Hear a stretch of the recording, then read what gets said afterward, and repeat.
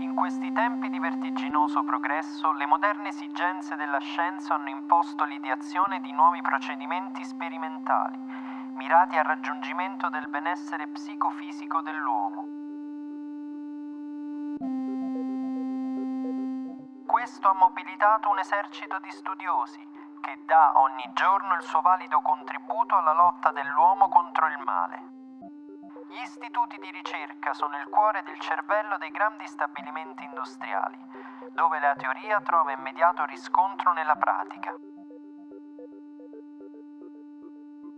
In questo settore gli animali da esperimento sono i compagni di lavoro dei ricercatori.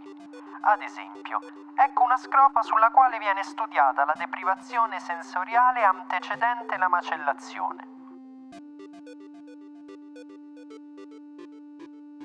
Chiediamo al professore quali argomenti affronta la sua ricerca.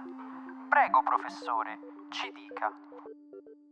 I campi di ricerca di cui noi ci occupiamo sono in funzione della sempre crescente richiesta di carne da macello da parte del mercato pubblico. Scopo preponderante è rappresentato dal raggiungimento di animali felici di essere macellati, perché ormai è approvato che un animale felice produce più carne e di qualità migliore.